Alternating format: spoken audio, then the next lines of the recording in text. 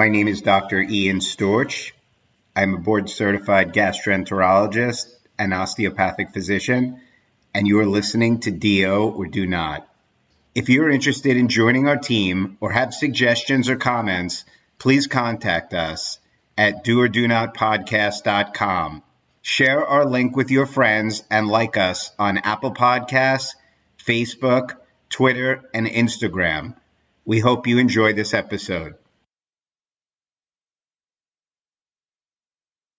I'm Nii Darko, OMS2 at the Alabama College of Osteopathic Medicine, and you are listening to DO or Do Not. On this episode, we are thrilled to interview Dr. Nii Darko, also known on his podcast, Docs Outside the Box, as Dr. Nii. He will tell us about why he started podcasting, as well as how he chose the specialty of trauma surgery. He will explain what Locum Tenens work is and why he feels it fits with his life and goals. Dr. Darko will discuss his journey from Lehigh University to Kansas City College of Osteopathic Medicine and how he persevered in obtaining a general surgery residency at Morehouse, followed by a prestigious trauma fellowship at the Ryder Trauma Center in the University of Miami. Dr. Nii describes his pride in being an osteopathic physician and how he appreciates being a role model to Black students as well as all minority physicians. We know you will enjoy this episode. All right, Nii, thank you so much for being with us tonight. Hey, Dr. Ian, I'm excited to be here. I've been a longtime listener to the show, so it's really good to be a participant of your show. So thank you.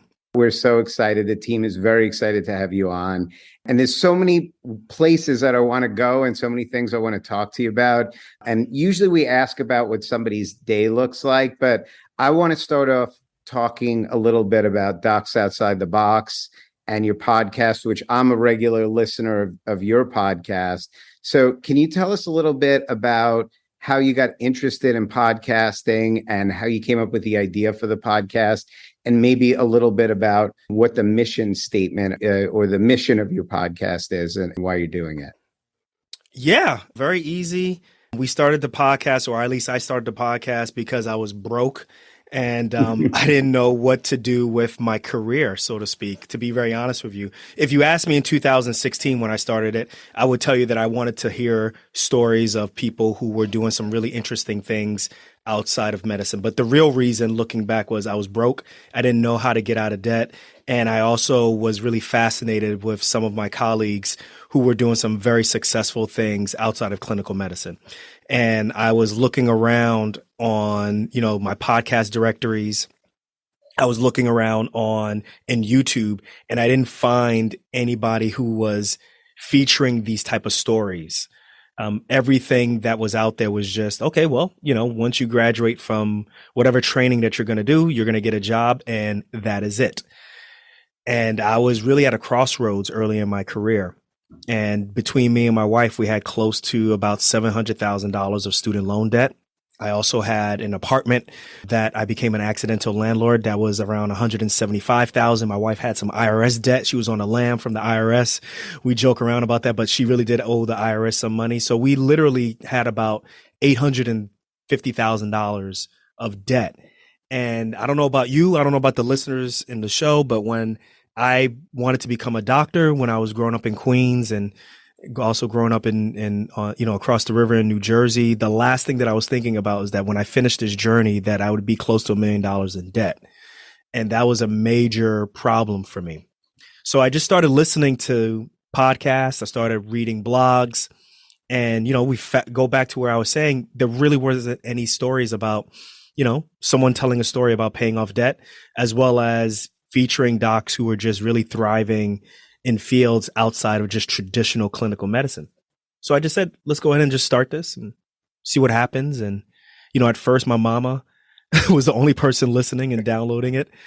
And I had some of my friends who I would grab their phones and say, hey, listen, man, download my episode. And then, after a while, it just started to catch on. And it's really become this thing where it's a part of me. It's a part of my wife's fabric. If nobody listened from now until, the end of time, we would still be podcasting because we enjoy it that much. No, I enjoy listening to you. And I think you and your wife have such a nice relationship and such a nice dynamic between the two of you. It's great to listen. And I would highly recommend that anybody listening to us today check out Docs Outside the Box, because I just think it's awesome. Appreciate that. Thank you very much. Next, we're going to go back to what we usually do and just tell us what your normal day looks like. And can you tell us at the same time, I know you do locum work. Some of our listeners don't even know what locum is. So maybe you could tell us what a normal day looks like, if there is a normal day, and what a locum career looks like. Yeah. So in 2017, I went 100% full-time locums. So what locums is, or locum tenens is, it's Latin for placeholder. So just like if you can think of any type of business that has a temp, that hires a temp agency for a secretary or for someone who can fill in for somebody else, the same thing happens in hospitals, mainly in rural as well as suburban areas. And that's what I like to do. I like to work in a fashion where maybe I have a contract with the hospital and I'm working there. I'm not employed by them, but I'm working with them for maybe 3 months, 6 months, sometimes a year. One of the hospitals that I'm working with right now, I've been working there for about 3 years. And I like that type of experience for me, because it allows me to, work really hard as a trauma surgeon. And then also at the same time, it allows me to kind of just sign off. And then I'm away from the hospital and I get to stay away from like the geopolitical stuff that occurs when you are an employee. And not to say one is better than the other. It's just that works for me. But when I work that way, I'm in charge of my taxes. I'm in charge of my healthcare. Depending on which hospital I go to, I'm in charge of my medical malpractice. I'm in charge of scheduling. But, over the last several years, I've gotten used to it, and it's something that I find very enriching, and it's as close to being an entrepreneur as I can get, I think, as a trauma surgeon. That works for me. Now, a typical day for me when I'm at most places is, I usually start my day. I'm up by 5 a.m, and usually 5 a.m, I'm doing some reading, some academic reading for surgical critical care or for, whatever I normally do. And then by the time I get to the hospital, it's roughly around 7 o'clock. And I will work from 7 a.m. to 7 p.m. And I am basically in charge of all of the surgical emergencies that you can think of. Oftentimes I'll work with your specialty, Dr. Ian, working with GI. If someone has a really bad, GI bleed, sometimes I may have to take them to the operating room emergently. But more often I'm taking care of people who have appendicitis, people who have, cholecystitis or an inflamed gallbladder, a small bowel obstruction, or someone who gets shot, stabbed, or in a car accident. And, one of the things that I really enjoy about trauma surgery is I'm one of the few specialties where I can take care of someone from the ER literally all the way to discharge. So from the ER to the operating room to the intensive care unit if they need to, back to the floor, and then to discharge. So that's what I do from 7 a.m. to 7 p.m. I'm just handling all of those different things. I round on a patient. I may go to the operating room. I may go to clinic. I may go to the operating room, like I said, and that's it.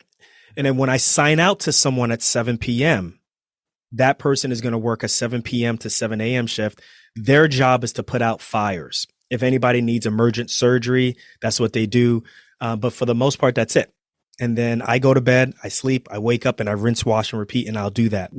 And depending on where I'm at, I may do that for 1 week straight, like 7 days in a row, or sometimes I may do that for 14 days in a row. But as I've gotten a little bit older and I've gotten a 5-year-old and a 3-year-old, my wife has been very vocal of letting me know that I can't just be away for, 14 days straight.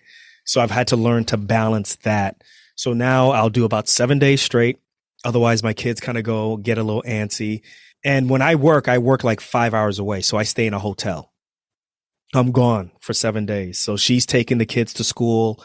She's getting them ready. And so it can be very tough. And then when I come home, I'm Dr. Dad. All right. And I'll take like a week and a half off, usually like a week off. And then I'll go back and do an additional 7 days a week later, or maybe 3 days, and just try to make it work. The one thing that's really interesting about our career is that me and my wife have really said that, the most important thing is our family unit. So we have a rule where if I work, she doesn't work. If she works, I don't work. So she's a part-time OB, and she oftentimes calls herself a stay-at-home OB, but she does work, and she'll do weekend call. And during that weekend, it's just me and the kids. And, we just want to make sure that we have like a the kids have a continuous experience with a parent at home. So there is some sacrifice in terms of monetary, how much we really could bring in. But I think the investment that we're putting in with our family unit, with our kids, I think it's going to pay off long term. So that's like a typical clinical experience or clinical and hybrid home experience for me and my wife, as well as for my kids. It's so interesting. And I'll ask you, Nii, it's, from my perspective, I think a lot of times I'm a little sad that I'm not home. I have a long day and I get home maybe 8 o'clock. I'm up at 4 a.m. I get home at 7 or 8 p.m. Maybe I see the kids for a couple hours and then I go to bed. And sometimes when I listen to your podcast and I listen to what you're doing, I think maybe I would be sad to be away, but maybe you're actually spending more time with the kids and more quality time having that week off. Like, are you sad that week that you're away? And do you really make the most out of that week that you're home? Yeah. So my wife always can tell when I miss her, because literally like the first couple of days when I'm in a hotel, I'm calling her constantly, or, I'm video FaceTiming with the kids and so forth. But I think for us, what we realized is once we got the debt out of the way, we are able to save a lot more of our money, and we're able to be a lot more frugal with our money. And that way we're able to take more chances in terms of saying, you know what, at this point in my life, as long as I'm keeping my caseload to what it needs to be to make sure that I'm staying as a competent surgeon, as long as I'm doing the things that I need to do, and same thing for my wife, that we'll sacrifice not working all the time so that we can have some time with the kids. And I think, at least for the early parts of our kids' lives, I think once we get to like 10 and older, I think our kids are going to kind of float away from us. So right now it's just a little bit of a sacrifice, but also at the same time, this type of work style allows me to do the podcast. I'm going to be very honest with you. There's no way that, so roughly about, I'd say prior to 2017, if anybody was paying attention, we were putting out maybe about 30 episodes a year. It was really hard for me to keep up. The quality of the episodes was also meh. So once I slowed down a little bit, and to be honest, I think I calculated my FTE. My FTE is like 0.9 actually. For those listening, FTE is a unit of work. What percentage of a full-time job you're doing? Of a full-time Exactly. So I'm doing about 90% of it at this point. Last year I was about 110, and then the year before that I was like 130. I didn't even realize it. And that's when my wife was like, look, let's slow down a little bit. You can do what you want to do, but we're not in so much debt that you always have to continue to chase that wheel. So yeah, I hear exactly what you're saying. And I think the key thing about the podcast is here's what invariably I think ends up happening is that whether it's on Instagram or social media, some podcasts out there, I think that there's this facade that I think physicians, I think type A people put out there. And I think the goal, and you asked me earlier, what's the mission of the show? The mission of the show is literally to give you a clear window into how the Darkos live and what we think. Initially, when we started the show, it was about let me featuring other people who are doing things outside of the box. That was great. But I think we told that story already. And I literally had like this existential issue of, all right, Renee, what is this show about? Like, we can't just keep telling stories about other people. Like, what is this show about? And she was like, listen, like we are living a non-traditional life. We're the doc outside the box. Why don't we share our journey? Because I think that people will find interest in that. And I was like, what are you talking about? Nobody's going to want to pay attention to that. And then we started doing the data, and we would look at when we would interview someone else versus when me and Renee, like you said, would talk about issues related to us purchasing a real estate property, us, living 7 months away from each other so we can pay off debt and do IVF, or us going through couples therapy and the downloads were like double. And I was like, So we just started being very honest with the show and giving people a perspective of this is what a two physician household looks like. We're not saying that you can live, you should do exactly what we're doing, but we're just letting you know that here is an option. And I think it resonates with people, not everyone, but it resonates with people. And that lets us know that there's a void there that we're filling in. We appreciate that at this point. Nii, I totally agree. And I think when I listen, and that's kind of what we try to bring out on the podcast, there are problems that people have or issues that people have. And I've listened to a few interviews. And again, I'm going to kind of jump around a little bit because I have so many things to ask you. Let's do it. But We got time, man. I love the fact, and I always think it's interesting, and I always think I would have wanted to get an MBA. And I'm going to ask you about that later when I was in medical school. And you did that. Is that correct? Yes. Yeah. Me and my wife did it. Yeah. So you did the MBA, and then you're doing a podcast talking about how difficult finances are and how difficult insurance and figuring these things out. And you had a problem with an MBA. My question is, are you glad you did the MBA? Do you think the MBA helped you then? And do you think the MBA is helping you now? And if you can go back, would you do it again? So the MBA helped us do spreadsheets. Oh man. So we did an MBA. My MBA program, they're going to be cringing, but it's the truth. So our MBA was great, right? So we did ours in 4 years. It was amazing. It was in healthcare leadership, and we got an experience, and I was doing my MBA during like that 2003 to 2005, 6 area. So that was when Medicare Part D was coming out. So a lot of the discussions that were going on in our classroom were really related to Medicare Part D.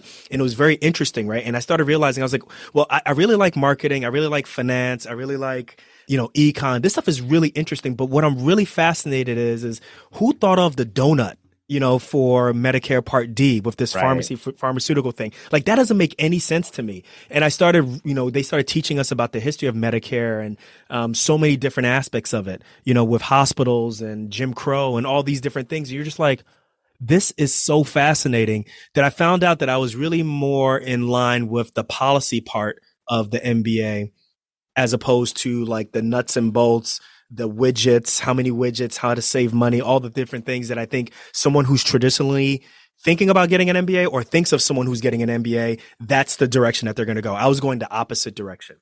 With that being said, as soon as I finished that, I went straight into a general surgery residency, right? From 2006 to 2011. There was no time for me to do anything MBA related, if you know what I mean. Yeah. It doesn't mean that the thoughts were gone, right? It just means that I wasn't, I didn't have time to do that. It's the same thing with someone who goes to an osteopathic medical school and then they go to an allopathic residency, right? There may not be the space during that time to do, osteopathic manipulative techniques. It doesn't mean that you can't think osteopathically, right?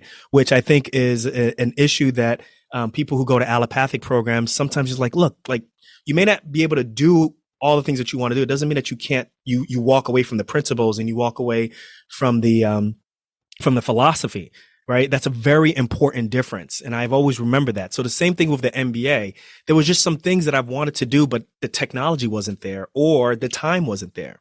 So now we're talking about a good 5 to 6 years. I'm not really using the MBA, but it doesn't mean that I wasn't thinking entrepreneurially or I wasn't thinking about some things that were just kind of outside of clinical medicine that I wanted to do from a business standpoint. But when this is 2013, me and my wife get married finally, and we put our monies together. And I'm like, how come you didn't tell me you had all this debt? And she was like, well, how come you didn't tell me you had all this debt? And I was like, oh, wait, we did go to the same medical school. We did go to the same MBA program. We should have assumed that we both got the same amount of debt. So I think, to be honest with you, when we got to the point where we started to figure out how much debt we were in and started doing we started doing Excel spreadsheets. And I'm going to be very honest with you. A lot of the things that we learned in our MBA, by the time we are starting to use it when the podcast is starting to make money or we're becoming, entrepreneurial with locums and so forth, I don't remember all of those things, right? So the question is would I do it again? I don't know. It's hard to say, but it's hard to change all of that stuff because all of that stuff has put Nii Darko here in front of you, right? So it's really hard to say. I don't know if I definitely don't regret it. It's just one of those things where when I talk to people who are interested in it, I always say, listen, if you feel like you're going to do something where you're going to use that MBA within residency, then I think it's a great investment. If you think that there's an opportunity that, you may want to take some time off so you can, or some type of sabbatical so that you can work on something related to your MBA, it is a great deal. But just also think that there's an opportunity afterwards when you get out of residency, when you become an attending, to also get your MBA. And that when you do that MBA, the ability for you to start using it immediately, whether it's in your practice or maybe stepping away from medicine, I think is way more useful than when you got it in residency or before residency, and then the possibility of not using it for a significant period of time. So that's the one caveat that I would say. Looking back, I would do it again because it really helped me become who I am. And then, it's not a surprise that, I'm interviewing doctors who are doing things outside of medicine, but they're doing and thriving in business, right? So that's the thinking from an entrepreneur standpoint. So it's a tough decision, but I'm looking at the prices now. We're looking at like 75 grand to almost 85 to 100 grand while in medical school. It's tough. Whereas if you're working at a hospital or you're working at a private practice, you might be able to get a significant amount subsidized through your work, your employer. First of all, thank you for the answer. That's a great answer. And again, a difficult question. Obviously, you got the podcast, you got your family, you have the locum work that you're doing, but you also find time to do medical missions. How did you get involved in medical missions? And can you tell us a little bit about what you do with that? Yeah. So I've been doing medical missions since 2012. My wife has been doing it since 2011. And it started, so she did her residency, her OB residency at UMDNJ, Robert Wood Johnson, which is now Rutgers University. One of her attendings, who's OB, is married to another attending who is OB-GYN, and he's from Ghana. And basically, about in early 2001, 2002, they both went back to Ghana to spend some time at home. And he was visiting his niece. His niece was pregnant. And they spent time together. Long story short, he flew back to the United States, and shortly afterwards, he found out that she died in childbirth, which is a major issue in third world countries. Definitely Ghana is one of them. So what he says is that he started doing an investigation and finding out what was going on, and found out there was some things that kind of fell through the cracks. Some balls were dropped. And as he was doing the investigation, some of the people were saying, listen, doc, you left, right? Like, you're in the United States, because he got all the way to finishing high school, and then he did his college in the United States. So it's Dr. Ayers and Dr. Akins. So they were like, look, you left, and you know how it is. I don't, if anybody's listening who's been to a third world country knows about the brain drains that occur where, oftentimes you train in these countries and you train on the state's dime or on the country's dime. And then shortly afterwards, a lot of folks end up leaving and coming either to, European countries or going to the United States, and they don't come back. And so he said, okay. So he decided to put his money where his mouth is. And he started this mission trip or humanitarian trip that was mainly for women's health only. And this started in the early 2000s. And then over time and over years, it's expanded to general surgery, pediatrics, internal medicine, anything that you can think of is expanded to that. So by the time my wife went, she was like, yeah, I'm going to Ghana and I'm going to be doing X, Y, and Z. I'm like, wait, you going to my country? Who told you can go to my country, right? And she's like, I don't need your permission. I can go wherever I want to go. And she had an amazing time. And she told me about it. And I was like, you know what? Next year, I'm going with you. And that first year, which for me was 2012, really changed everything for me. Changed everything because so many different aspects of medicine, the positive aspects as well as the negative aspects. Positive aspects of changing people's lives for really not much money at all, right? Like, I think the amount of labs that we draw, the amount of antibiotics, pain medications, surgical tools that we use, you just realize like you don't need any of that stuff. What they really need is they really just need more resources. It doesn't necessarily mean tools, just more resources and more docs, right? Or more healthcare professionals, because these surgeons there are cold. These guys they can operate their way out of anything. It's safe to say that I think that the majority of those surgeons right there, because they have to do everything, are better than most surgeons here because they have to do everything. But long story short, like, I left that trip finding out that I learned more from them than I brought in, right? Like, when we brought in our staplers, it was standing room only, right? Like, they would just be like, man, this is fascinating. Like, these staplers, like, cut the surgery in 2 hours, or, doing a lap, chole there, they're just like, this is amazing. What do you mean the patient can go home like today? Like, yeah, the patient can go home today or tomorrow.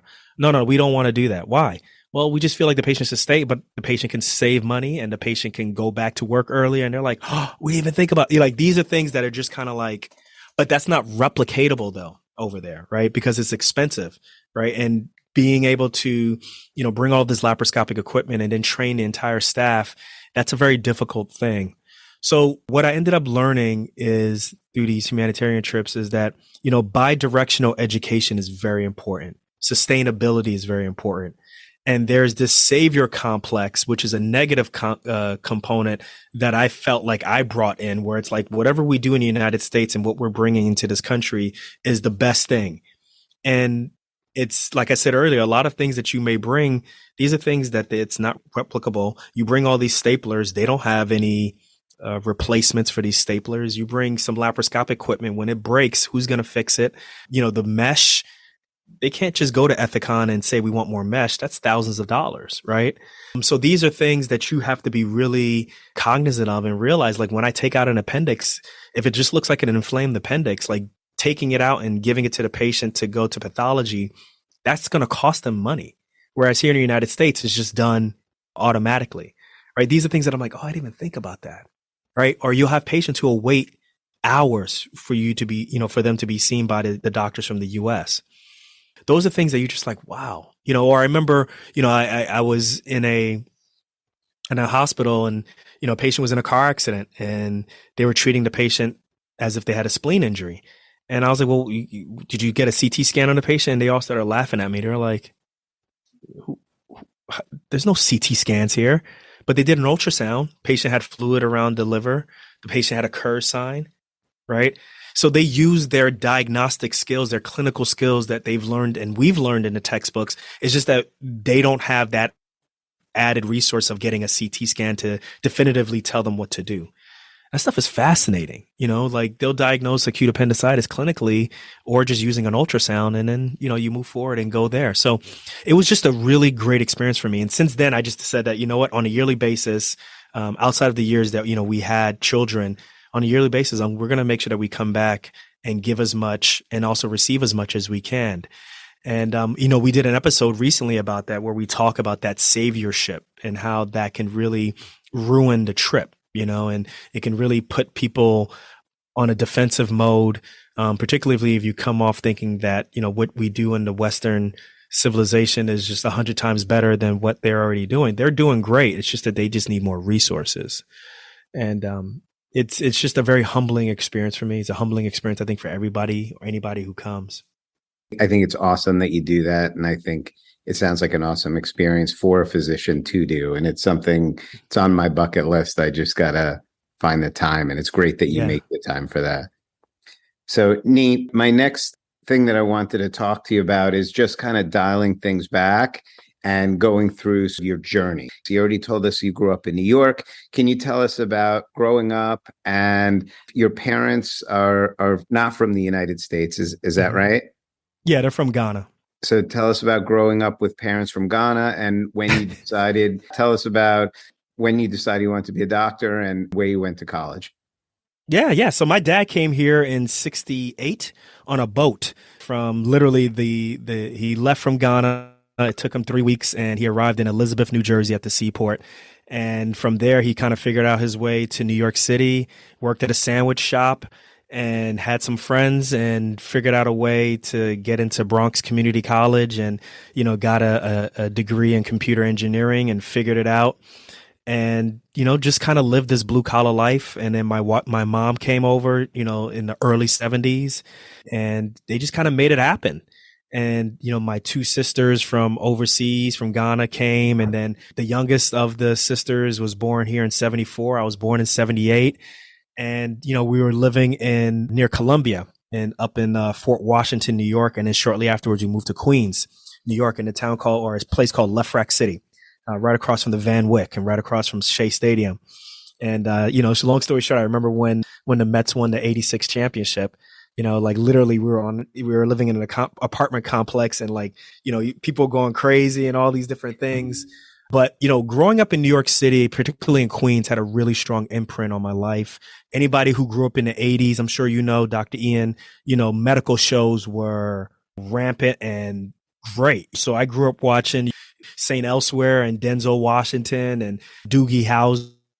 Any type of medical show, even some of the reruns at the time, Emergency and so forth. But for me, just the concept of a doctor and everything revolving around a doctor was just fascinating.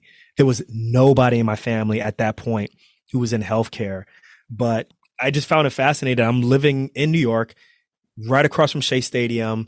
There's the US Open is there, the Yankees, the Knicks, all those different things. None of that stuff mattered to me. I just had to watch these doctor shows that were on.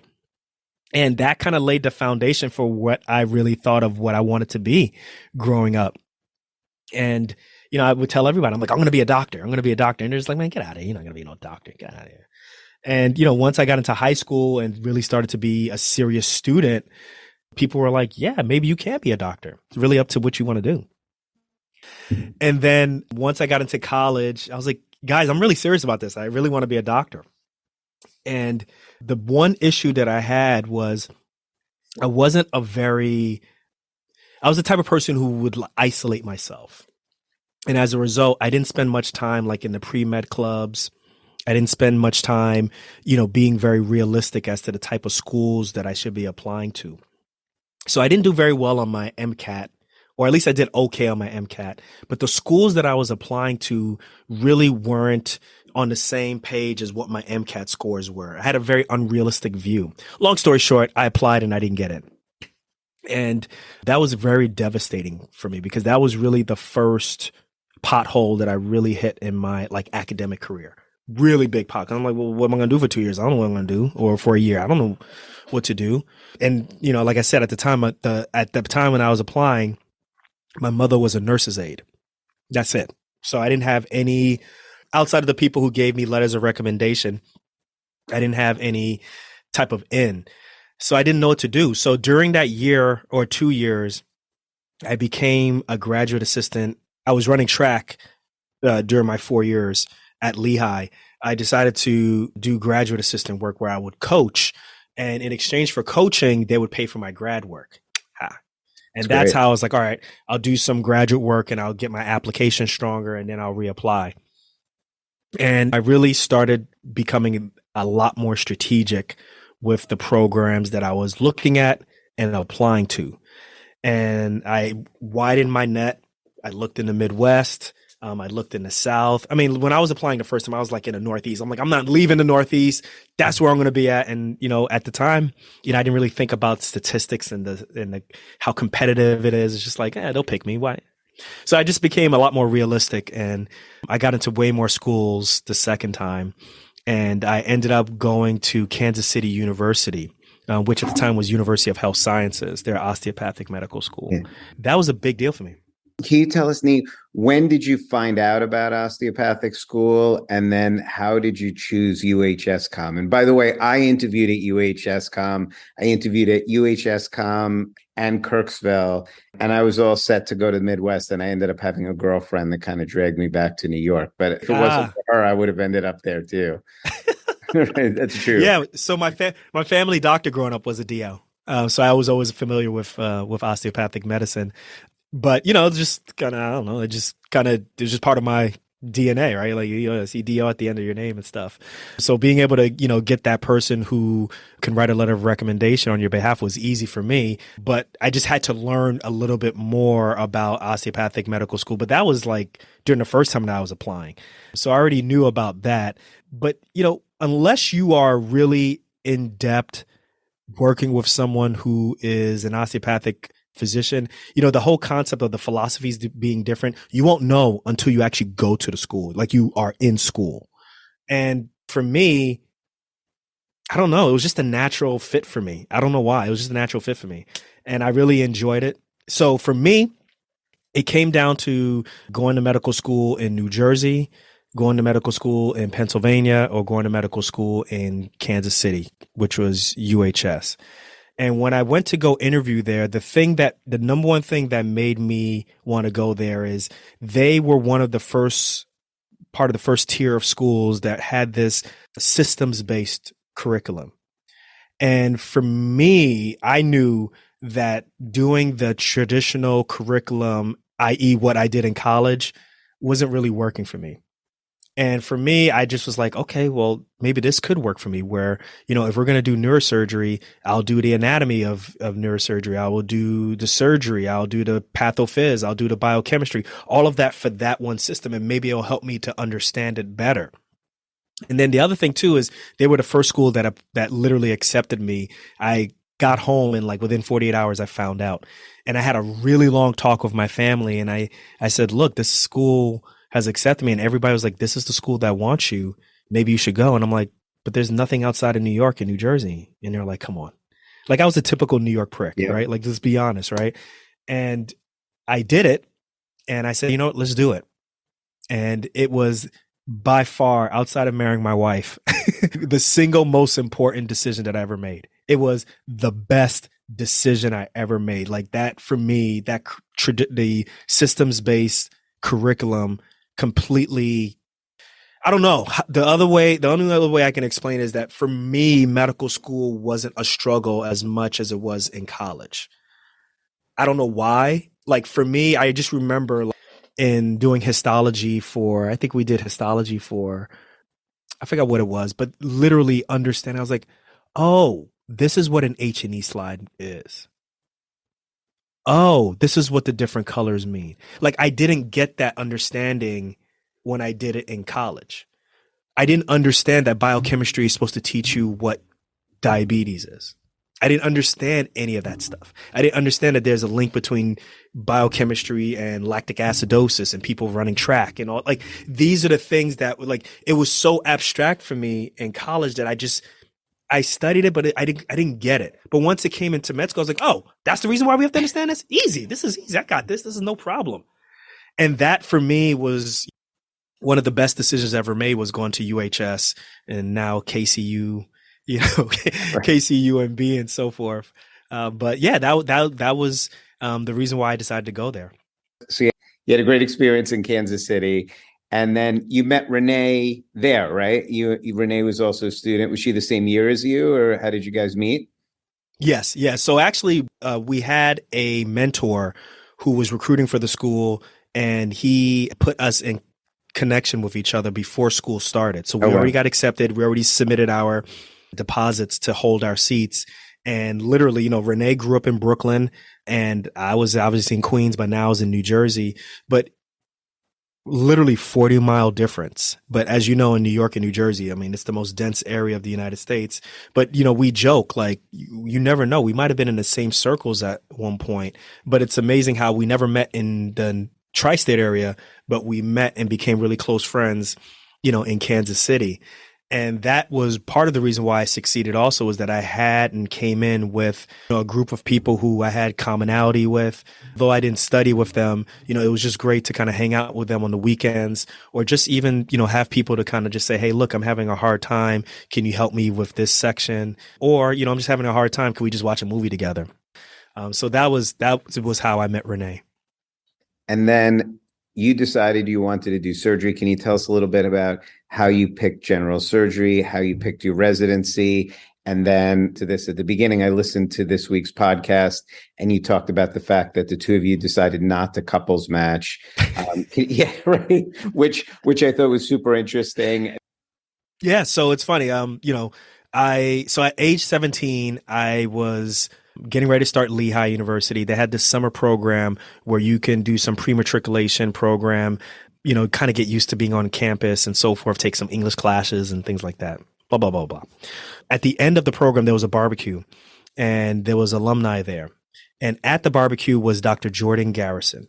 He is a trauma surgeon at University Hospital in Newark, New Jersey, where I was living is a 10-minute bus ride from where I lived. And I ran to him and I was like, hey, Dr. Garrison, I want to be a surgeon. I want to be a doctor. Can I shadow you before school starts, right? Remember, this is a pre-matriculation program before the actual year starts. He's like, yeah, no problem. Here's my card. Call me and let's set something up.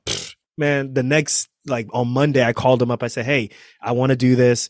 And he said, okay, next week, do a night shift with me and blah, blah, blah, blah. My parents dropped me off and he was there waiting for me. Him and my mom and dad, they said pleasantries to each other, and they were going to pick me up later on in the night. As soon as they leave, we're walking towards the ER, the ambulance area, and his pager goes off, and he's like, listen, I need you to I'm going to bring you into the trauma bay, but I want you to stay in the corner. And there, they have a bunch of yellow gowns and so forth. And I walked in and it was like, they're like, who's this? And they're like, this is some volunteer here. Just don't pay attention to him. He's just here to see what's going on. And like 5 minutes later, this guy who was probably maybe 70, I don't know, like in his early 20s, came in screaming and moaning, blood dripping from his chest. And I just remember them turning him sideways, and I can see a little hole in his back and blood dripping down, which was basically a gunshot wound. And he's screaming. And Dr. Garrison is at the foot of the bed, and he's telling people, you do this, you do that, and this and that. And he's like a maestro, like this is like a chorus. Meanwhile, I'm like freaking out, like, what's going on? And then after maybe 10 minutes or so, he's like, all right, enough of this. We're going upstairs. Obviously, he takes him to the operating room. So, I can't go to the operating room because I'm just there just to watch. But, I'm talking to the residents. I'm talking to some other people. And after 2 hours, they're like, yeah, I think he's out of the operating room. And they took me to where he was, and he was talking to the patient's family, and the mom is like crying, sobbing, but he's holding her and saying that he's going to be all right. He's getting out of surgery. Don't worry. And literally at that moment, I was like, that's what I want to do. That is exactly what I want to do. I didn't see what he did in the operating room, but I was like, that is what I want to do. I have chills, by the way. Yeah, that's amazing. Yeah. That's a great story. Yeah, I have chills. Right. So I went home. I'm like, yo, mom, dad, I want to be a trauma surgeon. And they're like, okay, cool. That's how my parents are. Like, they're blue collar. They're just like, yeah, whatever you want to do. That's cool. And so for the next 4 years, I would just shadow him, go to clinic and all these different things. So I knew in my mind, I was like, I think I want to do surgery. This is what I really want to do.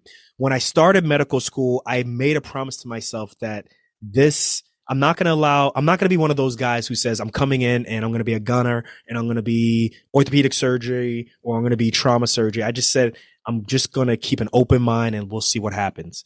And I literally gave everything an open shot my third year, from pediatrics to OB to to internal medicine. I gave everything a fair shot. When I did surgery, that's when it was like, yeah, this is where I'm supposed to be at. This is it. This is what I like to do. Like, I enjoyed the operating and then literally being excited and waking up the next morning and waiting for the labs and seeing what the patient was going to do. And I didn't know how to verbalize it, but it wasn't until I got into residency and someone said, the cool thing about surgery is you take something out from someone and then the next day you get to see how they respond to that. That's a little bit unlike any other field. And I was like, yeah, that's what it is. That's what I really want to do.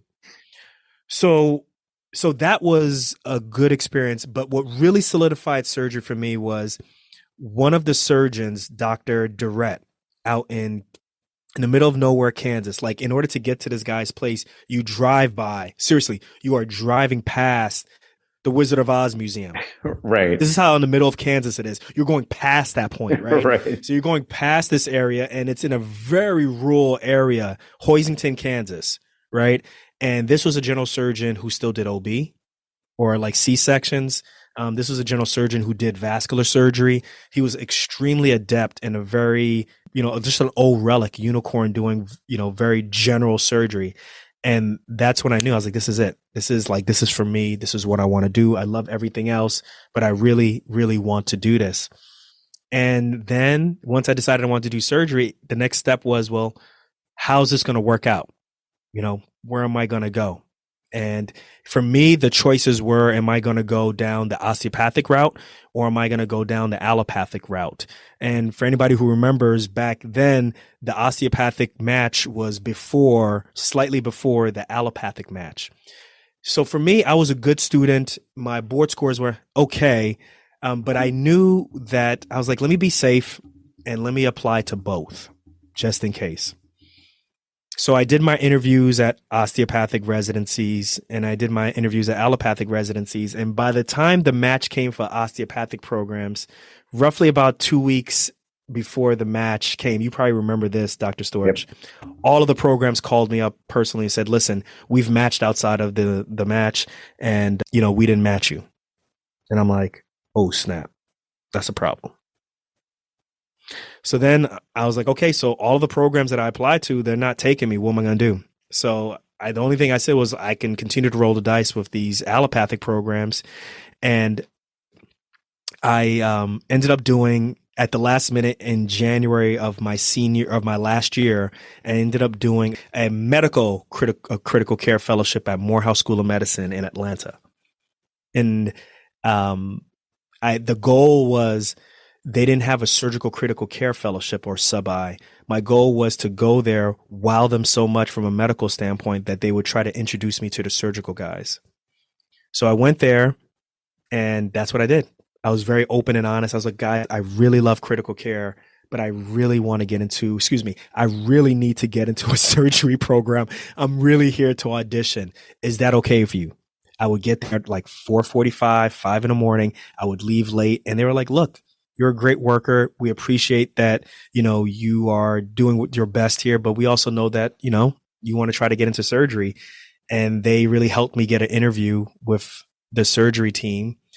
And I knew, or at least I felt that it would be a little bit difficult for me to get into a program that's never taken an osteopathic medical student before.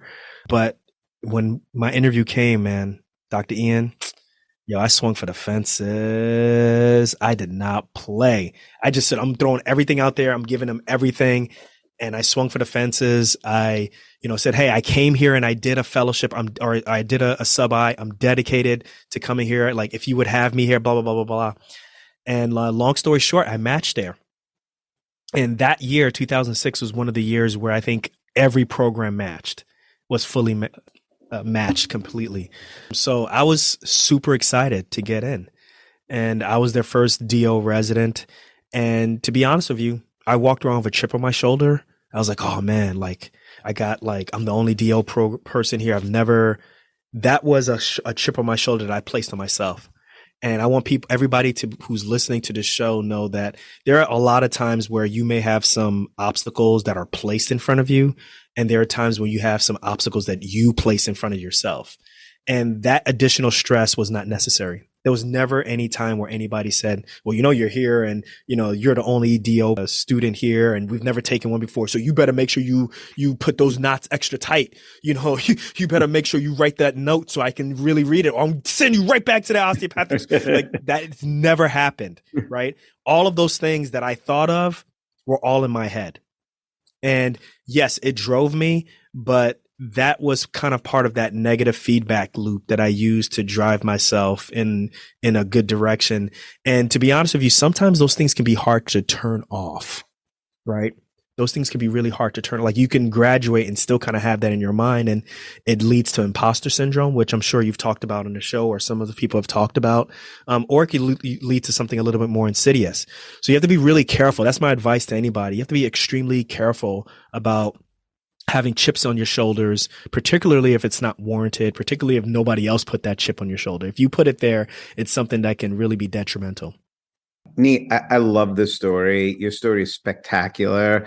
I love the don't give up, don't take no for an answer, show up to play. I mean, I think we hear that from great DOs again and again, and you echo it, and love it. Love it. Your story is awesome. The part of the story, to be 100% honest, that you don't talk about on any of your podcasts, or I haven't heard you speak about, but I'm super excited about, is that I trained at Jackson Memorial I trained at Jackson. I love Jackson. I feel like anyone that you meet, for the listeners, Jackson Memorial is an inner city hospital in Miami that's kind of, I hate to be crass, but it's badass. It's like one of my favorite places. I think it's really helped me be who I am as a physician. And you went to Jackson for trauma. Is that right? Yeah, I did. So tell us about being in Miami for trauma and how you went from Morehouse to Jackson, and tell us what Jackson's like. You also didn't say I was in Miami in Jackson when the Heat were I When was. the I Heat, was. yeah, 2000, it was an amazing time. Yeah, So, we had Shaq and D Wade. Were you there when Shaq and D oh man, Wade? Or no. So that was a great time for you yeah, that's also. when I was there. Yeah. So I was there when the Heatles were there, and it was a great experience. So yeah, so the experience that you described for Jackson, that's the experience that I had in Atlanta. So I was at Grady Memorial Hospital, same type of experience. Basically, the way how they told me about Jackson was Jackson is Grady of Florida. And then obviously Grady is Jackson in Atlanta, right? Like kind of very similar, large hospitals, like 1,000-bed hospitals that treat mainly indigent populations. But obviously you're going to get like top tier service at these facilities. And so when I went to Jackson, it was just kind of for me like a natural transition. But the biggest thing that was the biggest change was the type of traumas that I was seeing. So in Atlanta, it was knife and gun and MVC club. Right. So gunshot wounds, stab wounds, as well as car accidents. But when I went to Miami, oh my goodness, man, they don't play down there. They're like the type of mayhem that was there. Like, whoa, people get set on fire or, I was there when the person got his face chewed off. You remember that? The bath salts thing that we found out really wasn't bath salts. And, the other thing, too, that was extremely interesting was the Caribbean trauma that we would get, right? So the people who would get injured in other countries who were United States citizens, and obviously they had travel insurance and they would get repatriated back to the United States because they were on a cruise or whatever. Like that type of stuff was amazing. It was just like, and you're reading through the chart, like they did what? Wait, who? They put a chest tube here? No. Right? Like it was just very interesting, the different type of trauma mechanisms that were there. And I think that was another big major pivotal point for me, because I think that, and some people may not like to hear this, but I think when you do your training at one place and then you also become like an attending there, sometimes you kind of just get stuck in that one way of thinking. And, I think in trauma, what you end up finding is whatever facility that you're at or whatever hospital that you're at, like they have their own little system, microcosm of how trauma should be taken care of. And it's amazing. So it was great to get Gradyized, but it was another experience and a great experience to get Jacksonized, to get like that experience of being at that facility and seeing like what these people who wrote textbooks had to say. It was a great experience. It was only for a year, but it was still an amazing experience. The weather was great. It was in Miami, right? It's great. 70 degrees in February, you can't beat it. But it was a very different experience, and it was positive. It was really good. If I could do it again, I would. Again, I'm going to ask you the question that I get asked all the time. So like, all right, Stuart, so you lived in Miami for 3 years. Why the hell did you come back to New York? Right. Right. Like, ain't no place like New York. Come on. Yeah, right. Yeah. But like you're living in Miami. So Nii, like what did you ever tell Renee, like, why don't we just settle down here in Miami? Like, what do you think of that? Or was it just like your family's in New York, which was kind of my excuse, so you came back? Yeah, my family came back. And then also during the year that I was finishing up, my dad got prostate cancer and I just needed to be back home. It was just one of those things where, so what ended up happening is when I left for medical school, the plan was go to Kansas City, do 2 years, and then come back and do my third and fourth years in New York or New Jersey areas, and then do residency in New York and New Jersey. And then that's it. Right. And just life kind of just kept taking me further and further and further away from New Jersey. So by the time I got to fellowship and was finishing up fellowship, came to a point where I just kind of knew, I was like, I think my parents need me. And then my dad got prostate cancer and he was very nonchalant about it, which meant that he didn't really understand what was being explained to him. And I was like, Dad, they're saying that you have cancer, right? And he's like, oh, they didn't say that. And I was like, you know what? It was a low grade one. So he was fine and everything. But I was like, yeah, it's time for me to go back home. And that's when, for me, I was like, yeah, let's go back home. And Renee's families, they live in Long Island now, but, obviously New York and Brooklyn and Long Island is very dear to her. But we just said it's time to come back home. The question is where are we going to come back home? And ultimately the Northeast was our final destination. The problem is now that we're married and we almost got $900,000 of debt, is living in New York or New Jersey really the smartest thing for us. And that's how we ended up in central Pennsylvania, which was only a 5-hour drive to New York and like a 4.5-hour drive for New Jersey for us. So that was a good compromise for us. So now we live in New Jersey now. It's great. It's great. So, Nii, first of all, you're awesome. And thank you so much for spending all this time with us. I really appreciate it. I'm sure our listeners are going to appreciate it. I have a few final questions, but let's do it, man. Yes, I think you're like a role model for me as a practicing physician, just as a podcaster and doing humanitarian work and going to Jackson and hopefully being a Heat fan. I don't know if you're a Heat fan, but hopefully you are. No, Knicks? Come on, man. Sorry. Actually, to be really honest, I'm going to be honest. I had to give up my Knickdom because they're not trying to win, obviously, right? Like for me, I feel like they're trying to win Wall Street. So nowadays in basketball, it's really following your favorite player now, I agree. Whether or not that's good or bad, they got to work on that. But I mean, look, the Heat are a great stand-up organization anyway. So I don't know. Live in Miami for 3 years. Got to go with the Heat. So as a role model to minority students specifically, and I wanted to interview you because I love your podcast, but, I spoke to ACOMAS and, I missed you at OMED, but I really wanted to talk to you at OMED also. Can you tell us a little bit about how important it is to be a role model and what you think the importance is of what you do, specifically being a role model to all students and specifically to minority students? Yeah, I mean, look, the reason why I became a doctor is because I had TV role models, right? And eventually, I had some clinicians who became role models for me. And I do believe in the notion of if you don't see it, then how can you really emulate it or be it? I think that's extremely important when you're struggling through biochemistry as a college student or, histology, and you can't see yourself at the finish line, which usually looks like somebody else who's just looked like you maybe in that situation. It's hard to keep going. And whether or not they know it or don't know it, it's important to have that. So for me, to be honest, when I started this process and started this podcast, I never really set out to be a role model. I just said, you know what, I'll just kind of live my truth and kind of speak my truth on the show and just kind of go from there. I think invariably now, because I'm 10 years in now, people will look and say, okay, like Doc, like I see your life or I see your career or I see this mistake that you talk about or I see how you paid off debt or I see this and I want to do that with my life. That really means a lot to me because 5 years ago, I really wasn't trying to share that information. I thought that nobody thought that it was important. So for me, to be able to, know that I kind of put a chink in the armor of, the thought process that people think that doctors are infallible or doctors make mistakes or doctors know everything about money, it's really important to me. In terms of, being a role model for minorities, it's a complicated